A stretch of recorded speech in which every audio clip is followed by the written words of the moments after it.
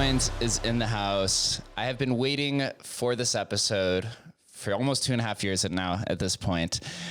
Thomas Hunt doesn't know this, but when I first started my podcast 2.5 years ago, it was just a Vegas entrepreneur show. And I was into crypto, and I was one of the only people in Vegas who was into Bitcoin at the time.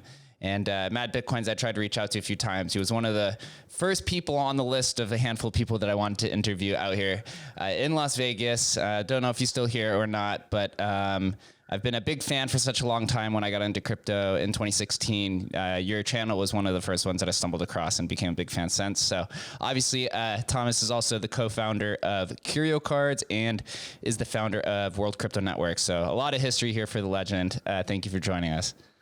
Thanks, Jake. Thanks for having me. I didn't see those messages, but it's funny. I moved to Vegas in like 2018, 2019, and almost immediately started touring Europe.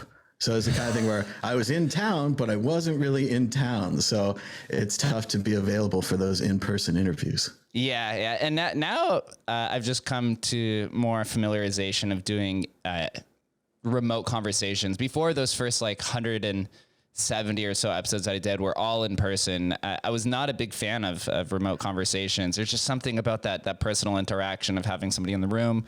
And then the post conversations are great as well. But if you're going to be if you're going to be a crypto podcaster, there's no way you're going to be able to command all of them in person. Yeah, it is a lot nicer when you can meet people in person. I know when I was doing my proof of work interview series, it was a lot nicer to meet people directly and say, what's your first computer, rather than to meet them through this whole webcam and the microphone. And, I'm looking at the eye of the camera now and all that kind of thing that you have to do to make it look proper. When you're in person, you just kind of look at the person and people are used to the interview convention. Whereas here, it's more of a straightforward thing. Again, I'm not even sure if you're to my left or to my right, depending on how things are displayed. So, no kidding. But yeah, I'm excited now that we're here. We're both podcasters, and I'll share the screen here in a little bit, but there's so much to talk about, right? Mad Bitcoins, World Crypto Network, Curio Cards. I actually just had Travis on yesterday, and so I've been slowly getting my way through all of the Curio Card co-founders and artists. There's so many of you guys. There's 10 between all of them. So we'll go to Curio Cards a little bit later because just as my own personal interest of talking with Mad Bitcoins himself, I've never heard your original crypto story. I know you started Mad Bitcoins as dressing up, as the Mad Hatter type person back in 2014. How long had you been in it beforehand? And were you doing anything in the tech or finance space before you had decided to discover Bitcoin? Well, I'd always been into computers. I had an early Apple II, and I got a 2400 baud modem. So I was out on the BBSs before the internet. I remember when the internet was just email and telnet, and you'd get on a system and you'd be on the internet. And what was great about that is you could send email to people on more than one computer. On a BBS, you could just send email to other people who logged into that computer. So it was very limited. And then suddenly you could email everybody. There were Usenet, news groups, all kinds of information. So I was very much into reading the news on the internet, a big follower of an early website called Slashdot, and Slashdot, News for Nerds, Tech That Matters, something like that. They covered Bitcoin back in 2010. So I knew about Bitcoin. I was interested in it, but there'd just been so many other Bitcoin similar things like eDollar and Liberty Dollar and Spree and the original idea of PayPal. Even when I got PayPal for my Palm Pilot, I was like, I can pay my friends back with this internet money kind of thing, but it just didn't really take off. The fees got larger and PayPal became something I used for eBay. I never really used it to pay my pals that much. So 2010, read about it, was really interested in it. Had many good ideas that I didn't do, things like buying thousands of them and giving them to friends as jokes. And, I owe you $20. Well, I'll give you 20 Bitcoins, or just this kind of thing that you could have done in the early days. And I didn't do that. I put it in the back of my mind and I didn't think about it that much. Every time it would come up, though, it would be, I was so stupid for not buying the first time that I couldn't get myself to buy in. So it was $1. And I was like, I'm so dumb. I could have got it before $1, I'm a sucker. It goes to 20. I'm like, this is amazing. I should have got it at $1. And then finally in 2013, as it started to hit 300, I read about the Cyprus incident. And Cyprus had a lot of what they said at the time, allegedly, was drug money running through their banks. And they needed some money to fund the government and usual services. So they said everybody who has a bank account gets a 10% haircut, 10% right off the top. And I knew that they didn't have Bitcoin ATMs. They didn't have Bitcoin meetups. They didn't know what Bitcoin was in Cyprus. But theoretically, in my mind, I was like, well, if Cyprus had Bitcoin, and if these people were holding their money in a Bitcoin wallet instead of in their trustworthy bank, Cyprus could have avoided that 10% haircut. And I looked again at the market and what was going on around Bitcoin, and I saw Coinbase and BitPay. And I was really blown away how they'd taken this kind of command line nerd currency where I was like, oh yeah, nobody's going to ever do that. No one's going to do that command line thing. And I could also see really easily that the people that got in when Bitcoin was below $1 would be billionaires. You know, I could see that right away, but I still couldn't commit to invest my money that early. But after the Cyprus thing, after Coinbase and BitPay, I was like, okay, well, I'm all in, and I was unemployed and I had about $1,000 and I put all that in and it was gone. And it was a funny thing with Coinbase back then. I screwed up again. I should have pushed 10 and I pushed 1. And what Coinbase would do is they'd lock your account down for a week, during which time the price of Bitcoin went from like $75 to $300. And again, I'm the stupidest person ever, just for not buying into this thing, just for not, giving in. And a lot of it was just, I'd worked so hard to make that money. I didn't want to lose my money. I'm not a gambling type person, even though I live in Las Vegas. It's funny. But no, I just don't have that gambling gene that other people have. But in 2013, I was all in, I was unemployed, and I had kind of leftover parts of my Burning Man costume. And we'd created a game show at Burning Man. We had a giant Wheel of Fortune wheel, and you could come up and spin it and it'd go clack, clack, clack, clack, clack. And I was like the host of the game show. So I'd be in my goggles and my Mad Hatter hat and a little suit. And I'd be like, come on down, win a free piece of candy, win some free Faderade, which is vodka mixed with Gatorade. It'll get you faded. And, it was a positive wheel. A lot of the wheels at Burning Man are very dangerous. I just advise people in advance, you can get spanked a lot of dangerous ways at Burning Man if you spin the wrong wheel. And if you spin the wheel, you are committed. But ours was a nice, safe, family-friendly, free candy, free vodka type wheel. And so I had that left over. I had not a green screen, but like a green sheet that I'd bought on the internet. And I'd always admired shows like the FKN News, the fucking news, and even early shows kind of like, not so much anymore. People had gone out on the internet, Zay Frank, stuff like that. I wanted to say Alex Jones, but not really. But the way that he was creating his own media, he was creating his own news, he was covering his own beat. He decided to cover crazy, conspiracy stuff. I decided to cover Bitcoin.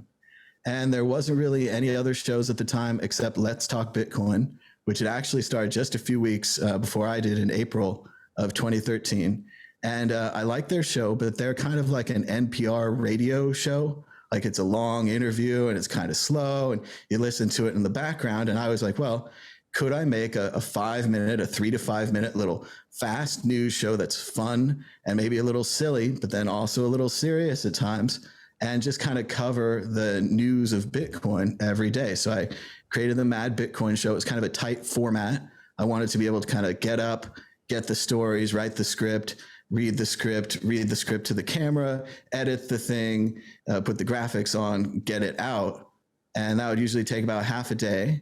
And so I just started cranking those out, and I just kind of believed in Bitcoin, and I thought more people should be talking about Bitcoin. I was like, there's this big empty vacuum of YouTube, and there's this, Let's Talk Bitcoin and nothing else. So I pretty much did 600 episodes over the next 2 years, pretty much 5 a week. And then I started going to conferences and stuff and meeting people. And eventually I started the World Crypto Network as well. And in 2014, we did the Bitcoin Group, which is kind of like a weekly roundup of the news stories. It's kind of based on the McLaughlin Group, which a show I'm a big fan of. And we've been doing the Bitcoin Group ever since. We just rounded our 300th episode. We've been doing it since 2014. And Mad Bitcoins was from 2013. So I think more people should be talking about Bitcoin. I'm excited to see YouTube as it is now. There's just tons of new Bitcoin content all the time. If I used to be the only one talking about some kind of new piece of news, but now there's tons of people. So it's been really exciting. There's absolute tons. So a handful of things I want to say. First, I pulled up the YouTube channel, and looks like the most popular video that you posted has 100,000 views from 8 years ago. The Bitcoin song, down in San Francisco in 2014. But there's a lot of meme numbers I want to mention right here. So your Mad Bitcoins channel, 711 videos over the last 9 years. And then you go to the World Crypto Network. There's 619 search results, and then you just did Austin 316 number video. So you're hitting all the meme numbers today on this conversation. But the growth of yourself and the channel, and as you could see here in your bio, it started Bitcoin 2013 with Mad Bitcoins, World Crypto Network 2014, and then Curio Cards 2017. You could kind of see like the progression outside of Bitcoin as you're moving with the market. I know altcoins in 2014, that was around like the Mt. Gox era. There was like Mastercoin and a bunch of world-based coins. There was Egypt coin and a bunch of other ones. And then eventually you managed to move over to Curio Cards onto ETH, even though you're known as Mad Bitcoins. But most people who are listening to this right now are in the NFT space, and they probably aren't too familiar with the OG culture of Bitcoin, where maximalism existed, but it was not anything close to the toxicity that exists today.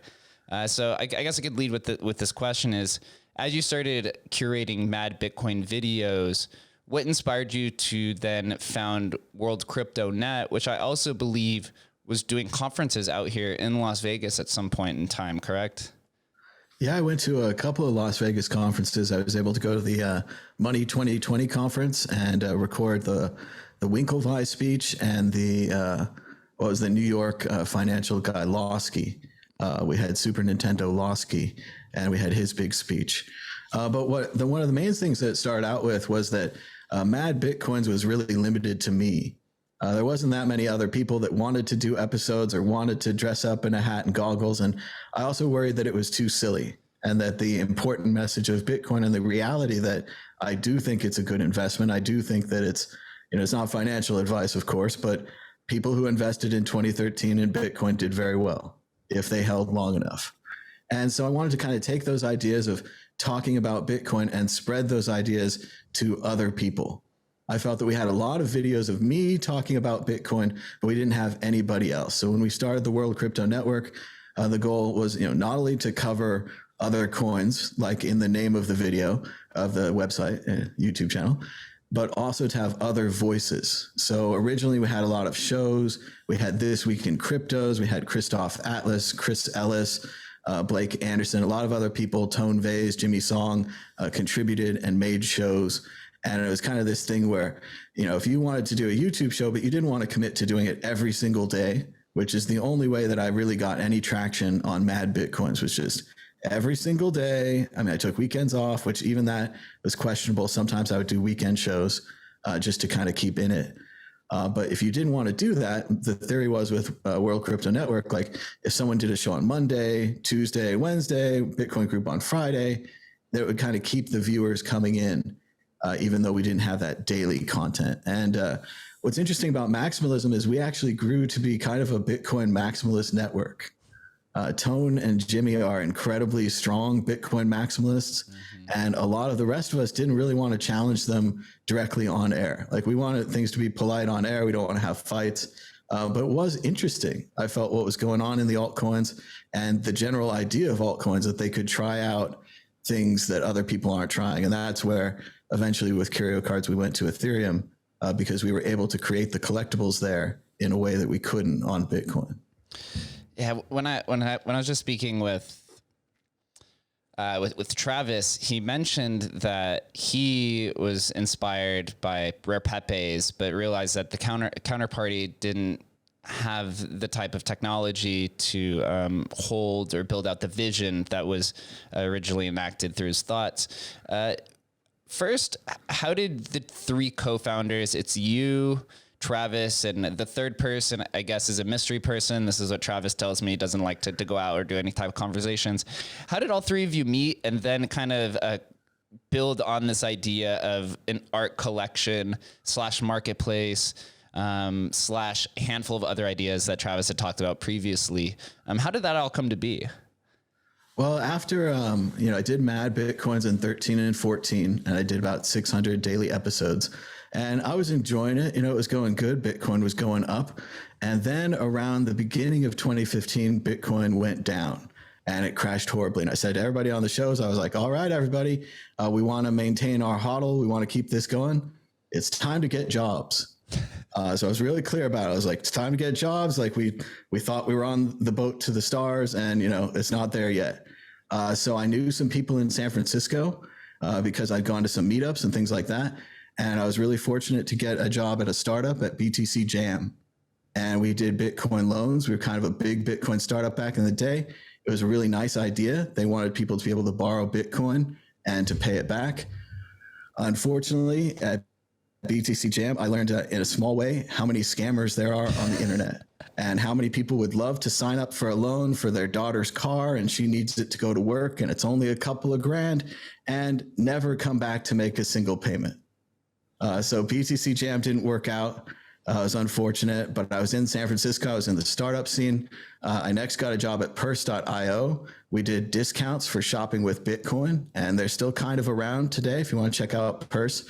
It was kind of an Amazon wish list system. You'd put your product on a wish list. You'd say, I want this 10% off. Someone would buy it, and then they would get your Bitcoin when you got the item. So I was well into the San Francisco startup culture. Like Travis has said, our friends Paige and Isabel were running the San Francisco Bitcoin Meetup. And when I moved to town, they were kind enough to bring me on the team. And I didn't do that much organizational stuff, but I came to every meetup. I talked to everybody. I did a little emceeing, and I just tried to support the idea of the Bitcoin Meetup. And later on, as Paige and Isabel were retiring and going on to other things, we brought Travis on to help us run the meetup. And Travis was really good with all the organizational stuff. He made sure we had the beer and the pizza, handled the fundraising, which was actually Coinbase at the time would donate to a Bitcoin meetup in San Francisco. And we used the money to buy beer and pizza, and we gave that all away for free. So we had the meetups and I had the startups, but you know how it is at startups, especially when you're the marketing guy. If things aren't going well, you're the first one out the door. So I left purse.io, and this time I was like, well, I want to try to make my own startup, right? I've read all these startup books, Crossing the Chasm, 0 to 1, the Amazon book, the eBay book, the Tony Husui book, Finding Happiness, all these kind of books. And I thought about startups, and I'm like, well, I want to do an internet one. I want to do something like software where you can digitally replicate it. You don't have to ship it through the mail. You don't have to keep it in a warehouse. And I'd always had baseball cards, comic books, other collections, video game collections, MP3 collections. Everything seems to be a collection eventually. And I thought with the Ethereum market coming up and with tokens that we should make kind of a token-based startup. And we didn't know quite what it would be, if it would be baseball cards or maybe like a fundraising token to help support people, like a Patreon, but with a token. And so I started talking to people at the meetups about it. And I contacted two people that were already successful in startups. I contacted my friend Rick Chan and Ryan Singer. And Ryan Singer is this guy who's always ahead of everything. He was doing medical records on the blockchain in like 2014. It was a brilliant idea. He was totally right with the idea. It was just too early. And so I talked to Ryan and Rick, and they suggested I get in touch with Rhett Creighton, who's a programmer. And Rhett had done some other things at the time. I'm not sure if it was before or after that, but he did Zcash, Z Classic. They kind of removed the founders reward from Zcash. And they said, well, we don't need to pay that anymore. Now I think he's deleted his Twitter accounts. But yeah, he made all this stuff. He was a programmer. He knew how to do the Ethereum programming language, which was very basic back then. There's a lot of things that Red had to go through to make these cards that programmers just take for granted today. They're like, I don't even think they had a raise. It's stuff like that where like the basic programming blocks weren't there, and you had to roll your own, like when they make you ride a while do loop, out of for loop, stuff like that. It's like, yeah, we didn't have this, but we wrote this thing and then we just call this function, and it's kind of hacky, but it works. So we got Red in there. We got Travis in there to try to bring in venture capital. He was supposed to go to meetups and things and make speeches, kind of spread the word about the project. And then I was there to kind of promote it and then just to tie it all together. And it was a lot of it was my idea. I needed to have a startup. I needed to try to stay in San Francisco, try to make money. And so we got the crew together. We decided on the idea of like the baseball cards, like Curio Cards. Travis came up with the name. I probably would have went with crypto cards or something like that, or cyber cards, something more in that line. But Curio was good at the time. It was like, it's a curiosity, it's a curio cabinet, and it's been funny. During the early phase, I didn't like it because it was so obscure and people didn't know it right off the bat. Now in the later phase, it's obscure enough where you can Google it and you can find YouTube videos about Curio. And it's funny, there's a larger company, I don't want to get sued, but they've also taken the name Curio and are producing some pretty major NFTs with some large entertainment products. And they have, executives that worked at AT&T Media and all this stuff. So they're kind of baller. But yeah, we were just, 3 kids in an apartment trying to start a company. And that's how it rolled out. It was a startup with our 2 advisors and our 3 early, we're all co-founders. But in a lot of ways, like, if I don't start the project, it doesn't start. And I'm fine with that. I don't need all the credit or anything, but it is, it's how it works. Somebody is the prime mover. But obviously Rhett did all the technology. So, huge props to Rhett. He created those vending machines. He created the tokens.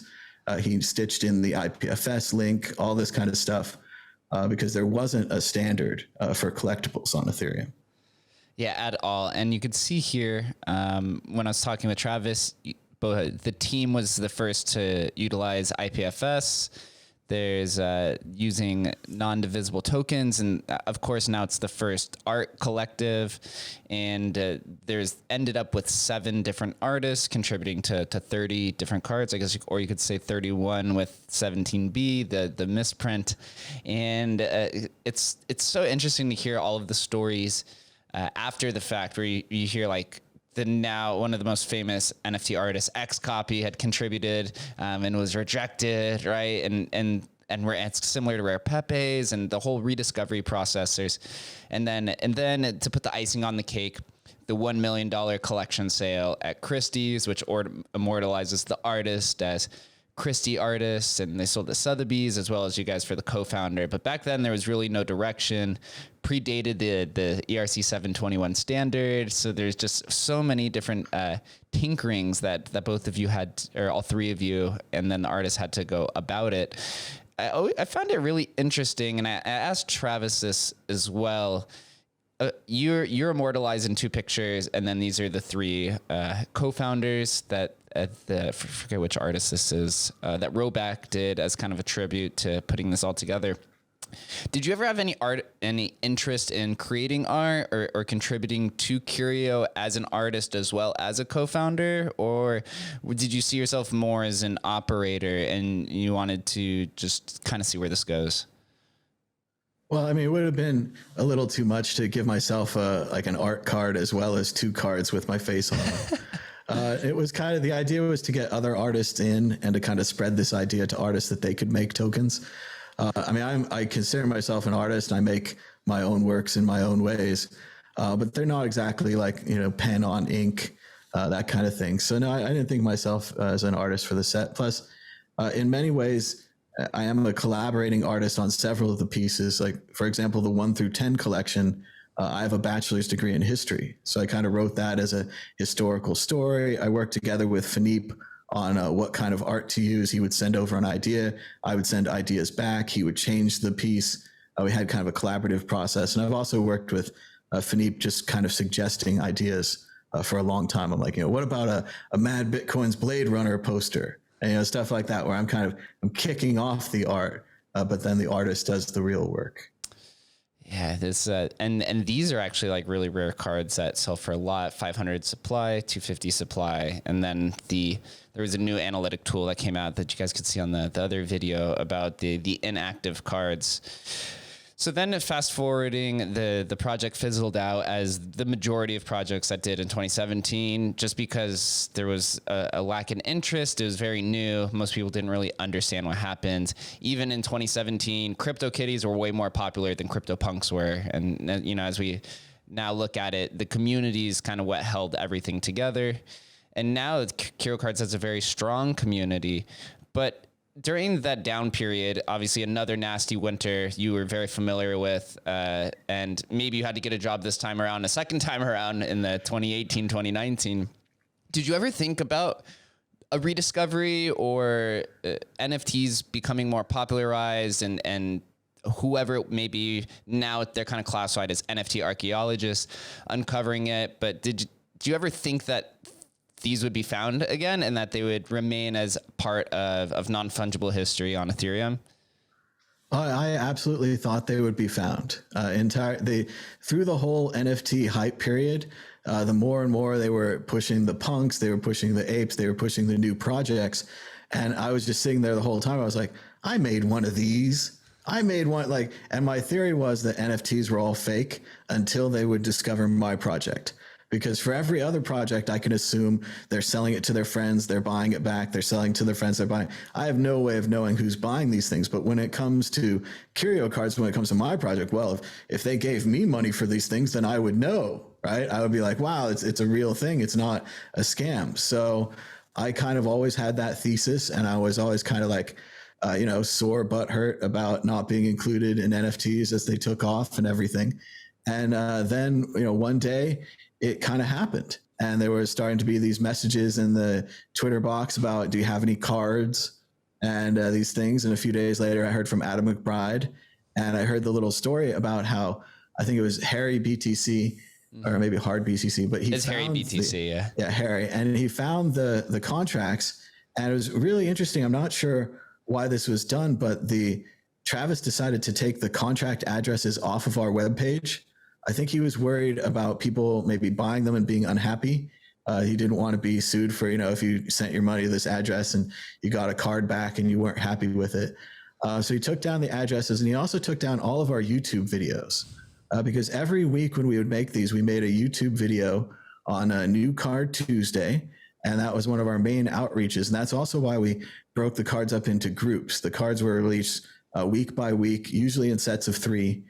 And on Tuesday, but all those videos were taken down. I hope that they're still okay, because I think they're internet history, and I would like to see them back on the internet someday. But a lot of that was where we were trying to raise funds for the startup. The original plan for 1 through 10 was to sell maybe 100,000 of each card, and that would give us $1 million in startup funds, and then we could pay everyone and be a company.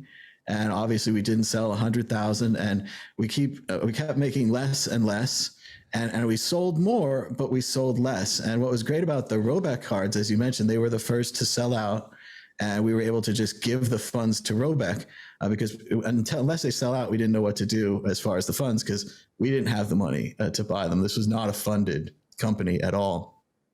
And then we started making kind of less and less cards. And we were selling like 200, 300 cards, but that was like $300 that week. It wasn't going to pay a major programmer like Rhett or someone to help get us corporate contracts like Travis, or even me to promote it, especially with San Francisco rent. So it did not succeed. I mean, we were fortunate we got to do the 30. I would have wanted to keep going. One of my big lessons from Mad Bitcoins and from anything else, like if you're writing morning pages, if you're doing a journal, if you're trying to be a filmmaker or a writer, is to do it every day. Every day you do a little bit of work. Every day you do a little bit of work. And at the end of the year, you're like, wow, I did all that work. So I wanted to make more cards. I wanted to make through 60, through 100. I wanted to bring in more artists, and I'd hope that would get us traction. But the other 2 members of the team thought that it was too much work. Rhett was doing all these contracts by hand. Like we saw with 17, 18, 19, there was a potential for errors. It was, kind of precision work with the programming. It's not like just going to OpenSea today. It was a whole process. And we weren't able to keep going. So it was a bummer that we didn't get the project going. And there was attempts, like after a certain point, they kind of had me give the company over to Travis and told him to go out and get VC. And I've heard rumors that there was people that would have given him VC, but he didn't sign it. And I really, that's the one for me where it's like, oh, we could have, because in 2017, I gave up, I gave it to Travis, and I kind of checked out. I left San Francisco I gave up on the startup things, and I got to go to Europe for conferences. And I did Bitcoin conferences in Europe and did interviews with people. And I got to travel Europe, which as a history major was amazing. Every time you can get to somewhere older than 300 years and maybe over, 3,000 years or 5,000 years, or people have been drinking in this pub, longer than there was America, stuff like that. So we were all checked out. But yeah, I wonder what would have happened if we'd been able to raise some funds, bring the team back. I think in a lot of ways we had ideas similar to OpenSea, where you could have traded these things. We didn't have a marketplace, and we probably would have been greatly helped if we had created a marketplace. But yes, then it all went silent. I didn't hear about the cards or anything for years. I think if people go back in the Twitter logs, I think they had like a contest to print the new card. And I'm not sure, I believe Xcopy might have been included in the contest. They might have voted on it. I believe that they burned Ethereum to vote on this contest. I was not involved. I'm against the burning of perfectly good money. Yeah, there's a lot of things that they tried to get going. Unfortunately, they weren't able to make any new cards in the new sets and back then. And yeah, it's too bad. It's too bad the way it ended. We had a very early idea to look back and see like the quotes in Bitcoin.com, where I called them blockchain collectibles at the time, or digital collectibles. And I said they'd be a big deal in the future. And it's funny to see it all come true with like, just today I was looking at Ticketmaster's doing NFT tickets. Eminem performs with Snoop Dogg as the Bored Ape Yacht Club. Wax has baseball cards, Garbage Pail Kids cards, Scooby-Doo cards, all my kind of like theses for like, Tom Brady will do it. Sports players will do it. Quentin Tarantino does a piece of Pulp Fiction screenplay. All these major artists in major fields are seeing that creating a digital signature, because that's really what you're buying. You're not buying the image. I don't know where that came from, but that digital signature, that's a collector's item. Really, it sticks in your wallet. It has a connection to the artist. I mean, I don't own one of the Quentin Tarantino ones, but if I did, I would feel like, wow, Quentin touched this just as if he'd signed a screenplay with ink. It's that signature as a double meaning, is both his signature and the string of numbers and letters that shows that I own it. And I can prove I own it. That would make me, top 250 fans of Quentin, something like that. And I think that's what other people feel when they buy like Xcopy or they buy Beeple or whatever. They're like, I'm such a big fan of Beeple that I have that in my wallet. You can check my wallet. And just in the time, as we thought with binders, you want to have that baseball card binder. You want people to scroll through and to say, oh, you have a good collection, or, oh, I'd never seen these before. And that's starting to happen. People have their binders. I know I was browsing. I know Roback is a big NFT buyer. It's kind of neat. When we gave the money to Roback, he'd never had a couple $1,000s in his life. He's like, what am I going to do with this? And he throws it right back in and buys all of the Daniel cards, or most of them anyway. And then he throws it in again and buys the Marisol Vengas cards. And then now in this modern era, where I think Roback has sold a couple of his pieces and maybe sold some Curio cards, I don't know, he's doing well. And he's taking that money and throwing it back into these other artists. So, as a collector myself, I go out and browse the Roback OpenSea page, see what he's collecting, and then maybe I get a couple of those too. So I'm really excited the way it's worked out for collectors. It's too bad that the prices are down and we're in a big, crypto/NFT winter. And then I don't know which projects will come back. Obviously, I agree with the kind of historical NFT thesis where they're like, oh, it's an old project like Punks or Curio Cards or Rare Pepes or one of those. And those are going to be kind of evergreen, is their kind of theory. And I don't know if that's true. It might be evergreen 10% below this or 10% above, or where the price is going to be. But no, it's that collectors and that filling up your binder. Like, it's a wallet, but it really is that kind of card binder for me. Yeah, history is never going to change. I don't know if you follow some of the historians like White Rabbit, where he has the funnel chart, where it's pretty much what the community's kind of conformed around is this idea of like pre-ERC 721, and then you go back to the other chains, Bitcoin and Namecoin, which is contentious between some people, but it's still part of the history. It seems like the pre-ERC 71's kind of been like the hard line of where the collectors want to navigate these. Something about holding an ERC 20 token or a counterparty token has this novelty to it of history, right? Because if you sell something on OpenSea, it has to be ERC 721 compliant. And so if you're selling something that's not compliant, or if you buy like a rare Pepe through Emblem Vault, it's like I had to go through, there had to be so much technological innovation to get to this point to purchase it with Ethereum. It's very attractive. But unfortunately, during the historical run, and I'm sure you've seen this through the different variations of crypto narratives between the altcoins and the ICO boom and the exchange tokens and, DeFi summer and all these different things. There was a lot of kind of riff that came through the historical narrative, right? Things that were not considered historical, or they fall within the year definition, but they were abandoned projects, or they didn't introduce innovation, or whatever it was. It kind of tainted the historical narrative a little bit. And I think for us to continually to grow, yes, we have that foundational history, or that foundational layer of history, which can't be changed.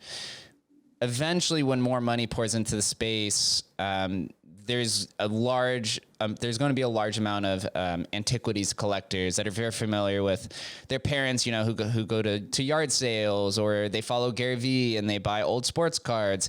It's just right now in the current iteration and of where the community is of the whole NFT class, it's just mostly mostly wanes to the branding and the marketers, and not as much of the history. But I think it's just going to take a little bit longer. But how I see historicals is kind of like Bitcoin, where it's like you just want to average down. It moves a little bit slower, but we've seen a lot of these like Mooncats and Curio Cards and some of these other ones have kind of hit a floor, and they've kind of just been there, and it doesn't really go below that, where you see most of these other projects literally go pretty much to zero.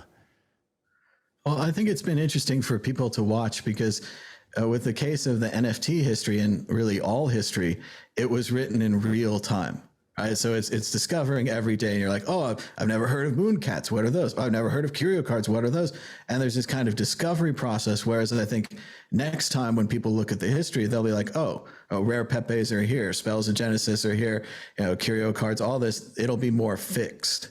And I think that people, as a historian, I'm used to that idea, knowing that the first 10, 20 years of an event, you can't really write about it. You can take in data, you can see what other people said, but as far as a historian, you don't really have a full view of the project yet. And I think in the same way, I don't want to bring this up and go all down into it, but the COVID history and the scientific discovery of what the disease was the same process. We didn't know anything. We learned this, we thought about this, we disinfected our clothes and our food for a while. We thought it was in the air, we thought it was on the ground. It was confusing to people because that's how real science works, and that's the same way that real history works, is that in the period, you don't know what's going on. Like, am I a perfect historian on 9/11 or Iraq War because I lived through them and watched them on TV? Certainly not. Like, through the period is not the same as the knowledge. So I think with these historical NFTs, when they go back, and I don't know about this ERC 721 fixation, and even then, it's hilarious because that whole time, and the whole time that NFTs were being rediscovered and all that, I was like, we're in the standard. Like Curio Cards are meant, because I remember when that happened, I was like, oh, that's so cool. We're mentioned. It didn't save my startup, but we're mentioned in the standard. And the same thing for, I think, rare Pepes were also mentioned, which is cool. And again, we thought rare Pepes were a cool project. But they're so limited by the green face. And at the time, there's a very negative connotation to Pepe. I think it's gotten better because rare Pepes are worth lots of money now. So maybe that changes everything. But I still was very much like, you got this negative green, maybe he's a racist frog. He certainly pees everywhere. And that's the only thing we can make images of. I was like, let's do some other images. I don't care what it is, some landscapes, some abstracts, some of this, a little of that. And it doesn't have to have a green frog in it. You can do whatever you want as an artist. You don't have to be limited. So I thought that was very limiting. But no, it's great the way it worked out with tons of people being able to make their own NFTs and to do what they want. So you think then Curio Cards are now ERC 1155, or, that Pepe's and Curio and I guess Spells of Genesis falls into are kind of like the precursors to the ERC 1155 standard, and then ERC 721's more unique one of ones, but a part of a whole collection. Do you think then it takes maybe one or two more standards of innovation where you're saying like we need to go 3 or 4 deviations from that point to then be classified as historical or something of significance? I don't know if you follow the hot historical community debates that are kind of always ever circling around the same ideas of like, what is significance, right? Is it culturally significant? Is it historically significant? Is it a vintage NFT? Is it actually an NFT, right? What's an NFT? Do you follow any of that along? And do you think that it just takes much longer deviations of different standards to come about before the historical NFT narrative is kind of intact in stone forever? I think it's mainly just going to take time and money. Things that have money are popular. People support those. If it doesn't have money yet, it's not popular. I can't support it. And it's like, well, why didn't you, just like with Bitcoin, it's like, well, why didn't you buy someone when it was worth nothing?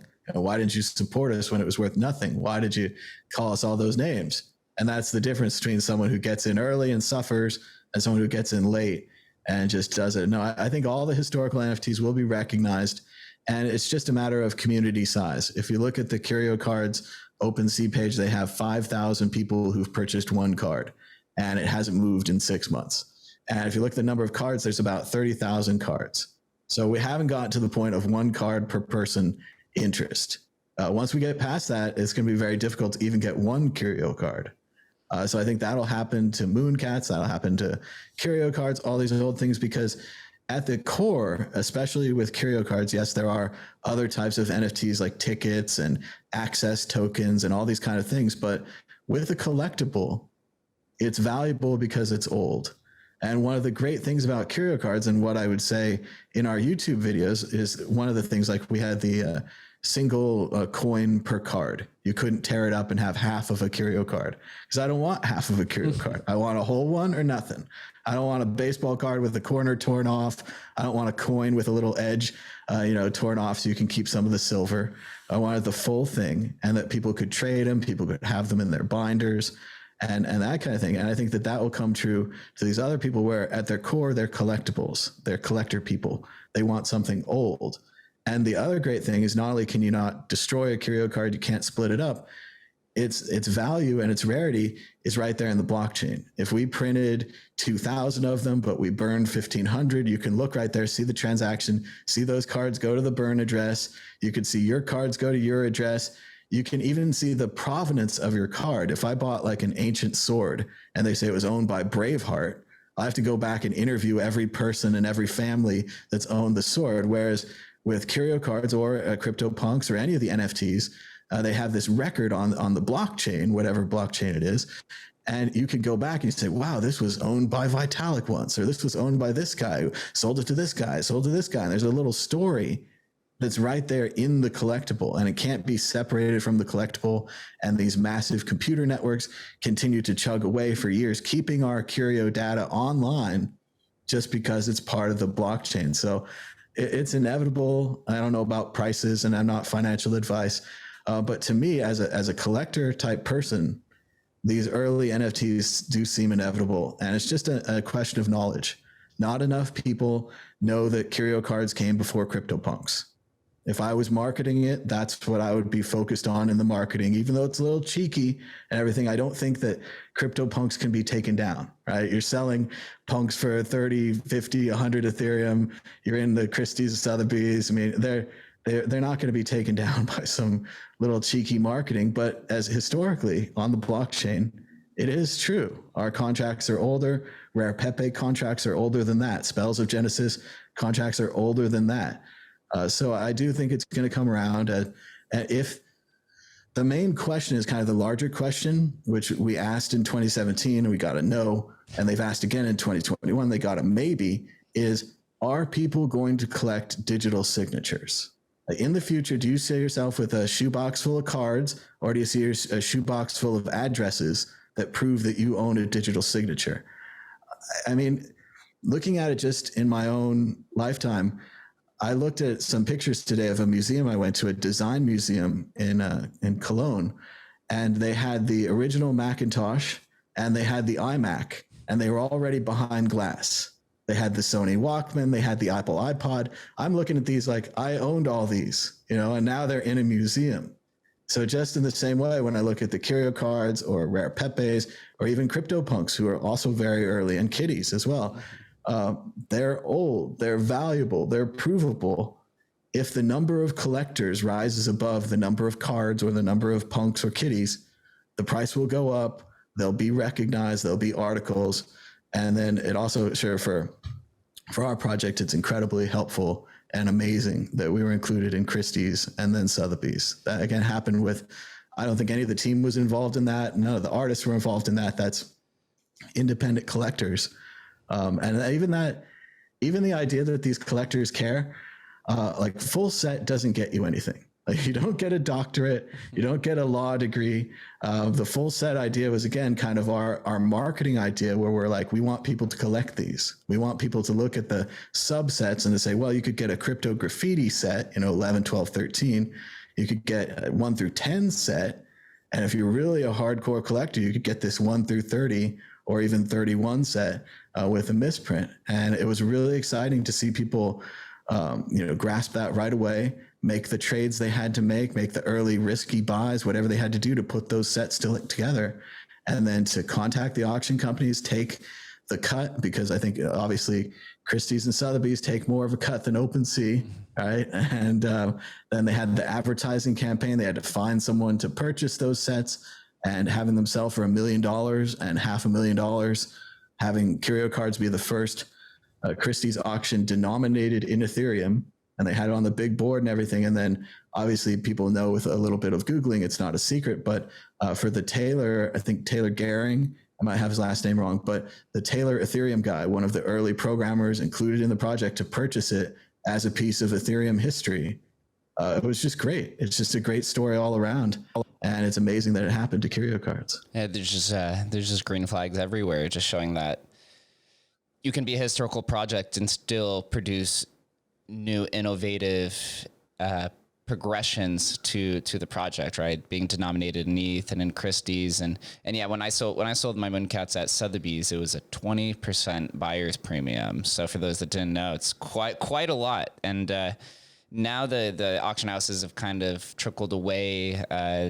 Whether they can find buyers or NFTs are still are at the farthest edge of the risk curve, and their clients aren't really interested in it.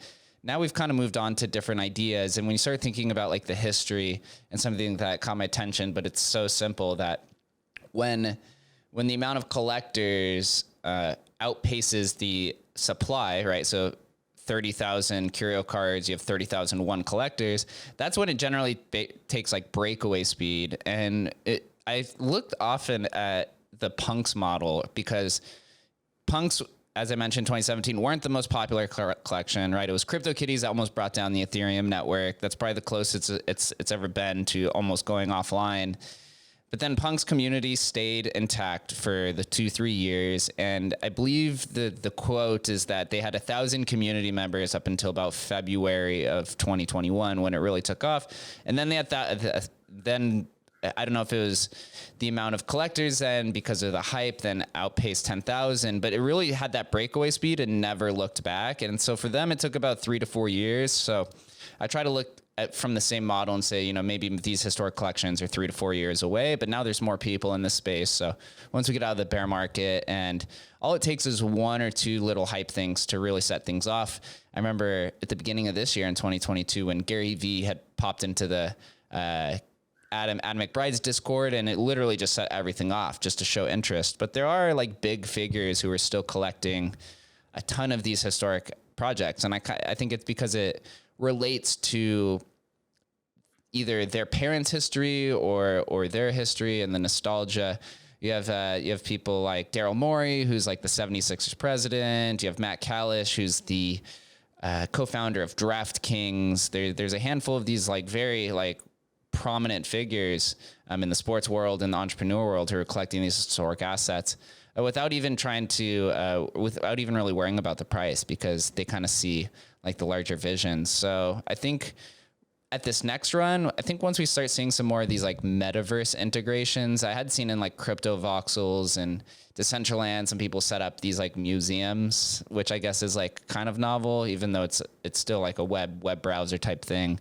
When I see like 10 years from now and you have some sort of like VR interface where you could put the NFTs up and have this like fully immersive museum experience like you had with the Apple Mac computers behind the glass, and you could see the full Curio card collection, you could kind of take in that like vibrance and that feeling that you're sitting in history. That's when it's too late for most people to collect at that point in time. Well, I also think things like video games, if you had cards 1 through 5, you could get a special bonus, or you could have a special suit that it could unlock, things like that, if they want to go back for the historic NFTs. But yeah, I think with CryptoPunks getting over 10,001, you need to have 10,000 people buy that, get those profile pictures, and then that one guy comes in and he can't have one. And then that's going to drive the price, drive the community. And I just don't think the Curio Cards community or Mooncats or any of these communities are there yet. They just don't have the people. But yeah, I thought it was really great what Gary Vee did, kind of coming in, being a part of the Curio Cards community, helping promote us within his community. And then I also just want to say, I mean, I think he's clever. I think he's clever like a fox. Getting his Gary Vee NFTs into the Curio Cards Christie's sale and kind of whatever he did to wedge himself in there. It was just a brilliant move. Like his NFTs were not old like Curio Cards. They weren't part of history, but he made them part of history by getting them included. All the promotions he does, he's just a genius at promotion. But I would like to see him come back to Curio Cards, talk about it more. There's other people like Logan Paul bought some Curio Cards early on. I never spoke about it, not even once. So I don't know, maybe you got to put some, cheddar into his sandwich and he'll mention it. But that kind of thing could happen. But at its core, it's just a game of numbers. You need, 5,001 people. You need more people to be buying these things. And then if you notice with some of the cards, like if they had 1 or 2 sales, it would be out. Like it would be a 0 card. Like you would be unable to complete a set of Curio Cards. And then that becomes kind of an article that needs to be written every couple of weeks. You're like, it's now possible to get a set of Curio Cards. It costs this much for a set of Curio Cards. This kind of drumbeat. Curio Cards are still older than CryptoPunks. You don't really see any kind of Curio Cards promotion like that kind of classic marketing drumbeat promotion. So now as we kind of speculate into the future and we think about the future of Curio Cards, I don't know if you've been following Rare Pepes and Spell Genesis. They've kind of done these new companion drops that are completely community curated. Spells Genesis has faux sogs, which is just like faux Spells Genesis, which are just community created cards that resemble the Spells Genesis cards. And then you have fake rares, which are kind of the same thing. Rare Pepes had 35 or 36 series. Don't shoot me if you're a Pepe Maxi. But now now they're on series 9 of these fake rares. Those are the precursors to Curio Cards as the kind of ERC 1155 standard. Do you think something like that would be proper for Curio Cards? Or I know some artists have done the remixes, and I talked about this on Travis in the last episode, but I'm talking about a completely community curated thing where new artists can contribute, maybe even bring in the old X copies or things like that. Do you think that could help bring more attention to it and modernize it? Or do you think it would discredit some of the history because now you're putting more, or you're adding more additions to the collection where it could take away the value? Well, my first idea when we were rediscovered is that we should get the team back together and try to make a company. I want the internet to have a positive story where they could say, wow, these guys tried to make cards and they tried to promote artists and, pay people as well, like a company. And they did it in the end. They failed at first and then they did it. And so that was my first idea. I came to Travis with that idea. I thought we could try to get Rhett back, maybe even do the original style of tokens, use the original contract code, use the vending machines, really do it like an old school NFT. And then obviously, like I said before, I wanted to make more Curio Cards. I still want to make more Curio Cards. I think that especially put together with a show like New Card Tuesday, having that regular drumbeat of new cards, bringing on new artists and trying to promote their work as though it were a magazine. You could buy the Curio Card Collection, get a taste of every artist. And then if you like one of the artists, you go to their collection, you buy theirs directly, and they would make all the money from that. Curio Cards would be like a magazine. They'd take a cut. And I thought that was a great idea back then. I think it's a great idea now. I thought it was a great idea when we were rediscovered. And I was told almost immediately that that was a bad idea and should be stopped. The decisions that went on in the Discord are very strange. They decided to take a 1% fee instead of 5 or 10. That's kind of disastrous. A lot of the sales on Curio Cards at this point seem like they're already gone. And then when they took that 1% fee, I wasn't involved in the conversations. I wasn't invited. They didn't recognize the original team. I would have went more 7 plus 3 for myself, Travis, and Rhett. Maybe even kick in some of the founders and the advisors with a smaller percentage, so that everyone who participated in the project could, make a little bit off of the success, as well as having some of that money available for advertising. If I just gave myself, Travis, and Rhett, I don't know, 50,000, whatever it is, I would give them a little nudge and say, hey, could you give some of that back to the company to make advertising? Once we had a company, we would have advertisers who are paid to market it, paid to do things for it. We could produce new cards. We could bring in new artists. We'd have people to, manage the pipeline, bringing in the new artists, getting the cards ready, all that kind of thing. And then the original team could just continue promoting it. We'd have something to go to conferences to promote. We'd say, hey, we got new cards. We've also got the old cards. And I really felt that this would not hurt at all the original contracts. The original contracts are valuable because they're old. They're valuable because Ethereum still exists and they're still mineable on the blockchain. They're still out there. Nothing we can ever do would ever change that. So no, I was in favor of new cards. I tried to work with the Curio Plus org team. It didn't go well. I support the remixes. I've purchased a few of them. I like the idea. I think as a founder and a creator and everything, I think it's really amazing that people are talking about Curio Cards, that are making art about Curio Cards, that they're even looking at Curio Cards. So to have these artists go out and make their own interpretations and different versions and different things, it's really fun. So I think the remixes are great for the community. Anyone can make one. And then I think for the company itself, I think we needed a company. I think if you look at Yuga Labs, or if you look at the CryptoPunks or these other things, it's a corporate structure. They're advertising it, they're pumping it, and they're rewarding the people involved. So I think something like that would help Curio Cards. Yeah, I think so as well. I'm hardcore in favor of it, just because I think there's two blueprints, and it's shown that it has not diluted the value. And even when you look at fake rares, and I just had Skrilla on too, who's been leading that charge. The fake rares have actually been receiving more attention than the older collection, but it has led to some new devout collectors in the older collections, and it just modernizes it. You bring in some of the newer artists who are very popular or prestigious, and I think it's a good idea all around. It is, and you could bring back the old artists as well. You could have another, like they did in Curio Plus. They had a Max set, they had a Daniel set. Like the ability to continue to promote the Curio artists, to promote new artists, to have a little bit of a company, to make us a success. Because there's a story out there right now, and it's half finished. And it's like, we tried to make a company, we tried to make cards, it blew up, we failed. The people wanted to be paid, we had no money to pay them, so on and so forth. And then now if we came back and made a company, it would bookend together really nice. It's really interesting to follow, because one of the strong narratives during the rediscovery hype cycle across all the different collections was giving the original artist or the original creating team a second opportunity to come back and live out the original vision of whatever the collection is. Now, most of it seems like it's about 50-50 of the projects that were rediscovered. The teams have still stuck around, and they're still trying to power through it. The unfortunate problem that every historical NFT team faced was what you'd mentioned, was the lack of resources, the lack of funding.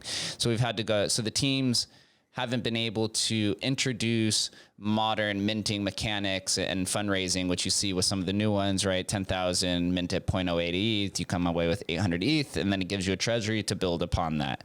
the historic teams have to get creative, and that's why I think this model, especially for Curio, seems like a good mechanic to it. We've seen Mooncats kind of struggle with figuring it out and getting creative, so they're having to go to other ways. We saw Pixel Map brought in modern properties or brought modern mechanics, made a bunch of money, and now they're still around. So it's interesting to see the uniqueness across all of the different collections. And every year they sponsor that NASDAQ building as a billboard. And every year I'm like, why don't we have a Curio Cards billboard anywhere in the world? And sadly, I think it's unfortunate these decisions were made kind of limited our options. And even right now, I mean, I don't want to speak out of school, but I've heard from Max and other people that they're talking about in the Curio Card Discord, doubling the fees on Curio Cards. And we all know that, from economics, you don't raise fees if you want to sell more. Like, you raise fees if you want to sell less. And they would double these fees. Then they would take half of it away from the artist and give it to some kind of question mark marketing team. And it's really funny because that's what the first Discord broke up about. There was a first Curio Card Discord, and they were like, yeah, we should take some of this funding and use it for marketing. And maybe they were going to run off with the funds. I don't know those guys. I wasn't involved. But that idea still seems solid to me, having some of the funding going to marketing, or just having it voluntary. Say, we want to write 10 articles this year, and we want to raise 1,000 or 10,000 to do that, and then have a fundraiser. And you could even use a project that I also inspired called Tallycoin. And Tallycoin, tally.co.in, is just a fundraising thing that looks at your Bitcoin wallet. So it just checks your Bitcoin wallet, says, okay, there's nothing in there. And then you say, you set a goal, like I want to raise $500, and it just tracks your status to the goal. It doesn't have any access to your wallet. It can't take any cuts from your wallet. And it's up to you to set up your wallet. If you lose your wallet or whatever, they don't have it. And they could do a fundraiser like that to raise funds for any project that the DAO or anyone else, a second or third DAO, or just a guy that calls himself DAO, that he wants to do for the project. Like I've noticed lately, Zero G has been doing a lot of like NFT early interviews. He did Daniel and Max. And if we had that kind of thing, well, they could go in and apply for a grant and say, hey, I did a cool YouTube show, could use some promotion, could use a little money for a camera or microphone, or, make some money for food or something. And that the project or the team or the company or whatever you want to call it could, pay that person a little something. So I think a lot of ideas like that are there. I always thought that NFTs would be great for fundraising, great for advertising, but I also thought that they would be plentiful.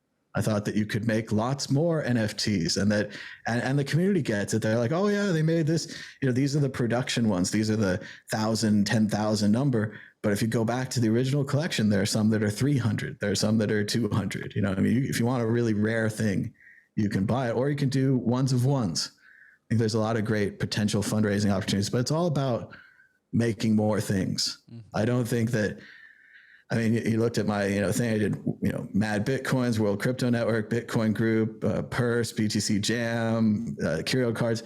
You've got to be making something more. And I did World Crypto Network interviews in Europe and proof of work, and just trying to, make more things. And I think just as an artist or as a person out there, just always make something new. Like, you can't just sit back and say, we got 30 of the greatest cards ever made.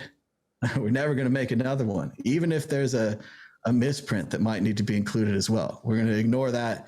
We don't want any cut from that misprint. That would cheapen us. So no, I think there could be more cards. I think there could be more independent projects, but I prefer it if it's voluntary, not a tax, and not something that might discourage people from buying cards. And also, they went with this big support the artists thing, and I know that we were a startup company, and that you don't get a programmer like Rhett working on your project if you're not promising to pay him in the future. And even Travis and myself, we're professional people.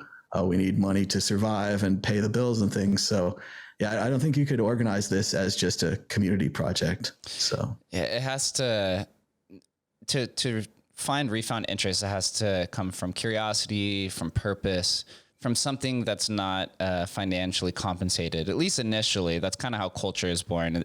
Culture is born in like the lack of capital. And then once capital comes in, it kind of like rips the culture apart, because everyone wants to do different things with it and has different visions. So I hope that something will happen. with it. I'm a big Curio Card supporter, but now moving forward again from a personal level, Thomas Hunt is now he's regularly posting episodes on World Crypto Network. You have the Bitcoin group. You live in Las Vegas. I live in Las Vegas. There's all kind of crazy stuff that's happening out here, right? There is the Vegas Vicky NFT thing. There's casinos getting in it, MGM. There's strip clubs accepting Bitcoin now. What's the future for yourself? And have you been following some of the crypto developments within our city? Well, I definitely see it happening in Vegas. It's too bad that a lot of the Bitcoin ATMs shut down. When I first moved here, there was an ATM at the D. There was one at the souvenir shop across the way, and there was one down the street at the Plaza.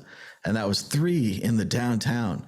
And I was psyched for people to have that opportunity to buy Bitcoin. And one time we even went out on the street and tried to hand out flyers, and it was very disappointing. No one wants your flyer. They're tired from the strip clubs and the everything else, and they are just not interested. Even if you went out there on your own time, when the price of Bitcoin was down and they could have made some good buys, no interest at all. So it's still very hard to spread in person. But no, I'm excited to see the casinos doing it and to see even the strip clubs and anybody. I think that NFTs are a fantastic marketing tool. And if you just look at it as a collectible, something extra that you give away, it's great. Why not give everyone one when they walk in the door? If you look at it from a ticket perspective, people holding on to their tickets. I know I have all the tickets from the REM shows that I went to, and I've seen other people who are like, well, I went to that show, but I don't want it anymore. Or maybe it's not an important band to me. And they'll sell those tickets for money on eBay. So just in the same way, if you had the NFT from an important show and maybe I went, but I want another copy, or I never got one, or I live too far away, you could then collect that collectible ticket. So I think, marketers are going to figure it out. They also figured out once they put an NFT in your wallet, they can drop other NFTs in your wallet. You could be essentially subscribing to their newsletter. They can get information from your wallet about the other NFTs that you purchased to see what kind of an NFT purchaser you are. And all of this information is totally public, available to anyone on the blockchain. And while that's creepy to people, it's like, oh, they're looking at your baseball card collection and they found out that you like whiskey. It's also a marketer's dream. So I think a lot of these, as it's a public network, maybe in the future there'll be more private NFT networks, things like that. But as it's public right now, it's great for marketing and great for everyone. It's such a value unlock. When I went to the Jabberwockies NFT experience, it was in April earlier this year. The ticket was an NFT, and then after the show, they airdropped us a thank you NFT. So it came with 2 collectible NFTs, and unfortunately, they ended up scrapping everything, which is another conversation for another day. But it was just cool to see them at least try. I think it seems like there is I don't know if it's something that's misconstrued or it's just different philosophies, but a lot of these Web 2 companies who try to move into Web 3 or into NFTs, unless they're directly partnering with an influencer or a crypto native, it seems like they just swing and miss every single time, and nobody at all has any sort of interest in it. But when you see G Money partnering with Adidas, then all of a sudden everybody's interested, right? Or this person is working with this company. It seems like it helps bridge the gap. What do you think about the future of Web 2 and Web 3? Do you think Web 3 is going to be owned mostly just by Web 3 natives, or do you think there's going to be some sort of crossover or bridging some point in the future from some of the traditional, you call them Goliaths or monopolies that exist in the real world, make their way and have a presence in Web 3? Well, I mean, it has been interesting to go to your previous point to see how people have displayed these NFTs in museums, things like that. I went to Mococo in Amsterdam, and they had the Beeple, they had a Paris Hilton, they had all these other ones. But unlike what you're saying about the Jabberwockies, they didn't have any idea about how to couple this with an NFT themselves. They should have given me one for the ticket. They should have had maybe a scan thing. I could have scanned them, got a free one just for being in the room, for paying attention to the piece, stuff like that. They didn't have any NFT merch in their shop. They didn't have any postcards, any books, any t-shirts. And then again, just the collectibles, which are free if they'd partnered with some company and made a QR code you could scan and get a wallet and everything. They didn't have anything like that. So I think it's pretty sad to see them do that and then not go to the next one where they could have been sending me NFTs to my wallet. They could have been scoping out what I purchased. They could have been doing a whole series of NFTs. It's sad to see people not go all the way. And then I think people were disappointed with the Christies, the way that the monitors were for Curio Cards. There weren't enough monitors. It wasn't clear how many cards there were. Stuff like that is always going to be a problem as we move from digital world to real world, and we try to get our expectations there. So I'm not sure about Web 2, Web 3.0. A lot of these ideas, they sound really nice when you say them, but it's dependent on the other company. So I could see like Doom making a weapon that worked in Quake because both companies are owned by the same company. So I could see them doing the interoperability. But if I looked and I said, well, World of Warcraft, are they going to use the weapon from Doom and Quake? I'd be like, no, not a million years. And yes, maybe some hacky guy will put it in there and you'll have a hacky version. But this idea that everyone's just going to start adopting all this free property into their private metaverses or their private video game universes is a bit of a stretch. I'd like to see a more open Web3 or an open metaverse where anyone can make a server, anyone can join up to the main network, similar to the World Wide Web, to the way the internet was made, where you could broadcast your own website and you would be on the thing and people could go to your server, your BBS, or whatever it would be. But that's not what I hear talked about. I hear it talked about as a top-down project that Facebook or some other large company is going to come in, solve this metaverse problem for us, and deliver us a metaverse, when really, if we want to go back to the root of that word, it was created in Snow Crash by Neil Stephenson, and it was a negative place. Much like Ready Player One, the dark version, it was dominated by advertising and control and monitoring. They knew everything about you, and the world around the metaverse as well was so crappy that you wouldn't want to live in the real world. I mean, Hiro Nakamoto, our hero protagonist, he lived in a storage unit.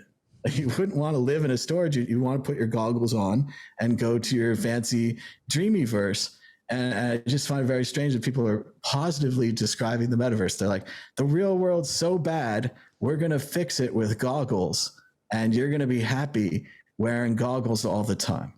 And it just seems we're not there yet. And then there's this little voice that's like, maybe we should fix the real world. Maybe we should pay attention to any specific problem and try to solve that, instead of making this metaverse, which Zuckerberg's been destroyed for the screenshots he put out and for the bad graphics. And then it's just, is it a video game? What is it? If it's not a collection, and then the other part is, we're already on the metaverse. Like right now, you're on the internet. You're on the thing that we made from reading those cypherpunk books. Like the idea, Decker and Gibson books, he'd jack into the internet, he'd get on his deck and he'd pound deck.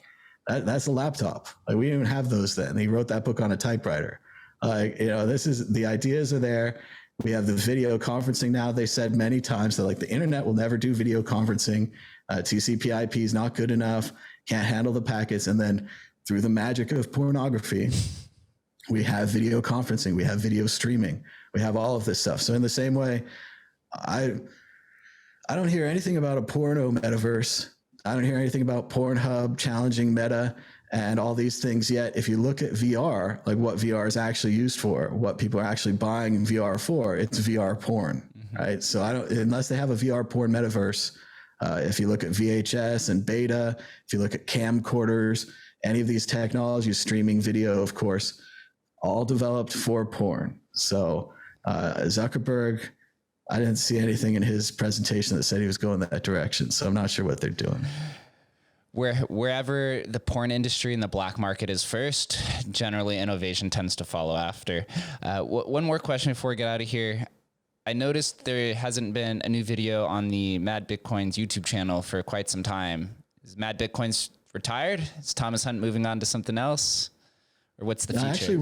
I went to the Miami Bitcoin conference and I did some Mad Bitcoins, and some of the audio didn't work out well. So it's always disappointing when you try to go out there and you waste people's time with the interviews and everything, and then it's not technically good. So I have a couple of those I want to upload. I meant to do another kind of Mad Bitcoin state of Bitcoin video, but they don't do very well. Although there is one up there from like a while ago where I told people like, this is what it's going to be like now, and this is what it's going to be, and all these normal people are joining. But yeah, it would be fun to do some Mad Bitcoins. It's funny with the things that you're doing like a streak. If you ever break the streak, it's hard to get back into it. And I know with Mad Bitcoins, I had the green screen all set up. I had the thing to hold the camera, the thing to hold the laptop, all this stuff was set up, and now it's not set up. So it would be harder to do it and harder to do it regularly. But I think it'd be fun every once in a while to do a Mad Bitcoins, and then also to upload some of those interviews that worked. I'm gonna have to spin up another local meetup just to get the Mad Bitcoin out there, just to get the prop set up. So I'll have to keep that in mind. Man. We tried to do like a Vegas meetup it was funny when we got to town, the main meetup that was there, they told us that it was a Bcash meetup now, and that they only had discussions of Bcash and so forth. And we're like, okay, we won't bother with that meetup. We'll just make it our own. And we made a very small meetup, and about 5 of us would meet at a bar somewhere and talk about why the price of Bitcoin was so low. And, that was when it was like at 3K or something like that. And now even at 20K, if you bought at 3K, if you bought at 1K, if you bought at $100, you're doing fine. It's not 60K, but you're still doing fine. So yeah, everyone should go to their local meetups, especially during the bear market. You're much more likely to meet some real Bitcoiners rather than some corporate people trying to sell you their project, or they made a new version of Bitcoin yesterday and it's more secure, or it's faster or stronger or something. So no, it's great to go to local meetups, and great to meet the local normal people. Yeah, I absolutely agree. Well, Thomas, thank you for sharing your time with me. I've been waiting for this conversation for quite some time. Your knowledge is profound and your insight is great. So thank you for sharing it with us. Thanks so much. It's been great being on. Thank you guys for listening and watching. We'll catch you next time.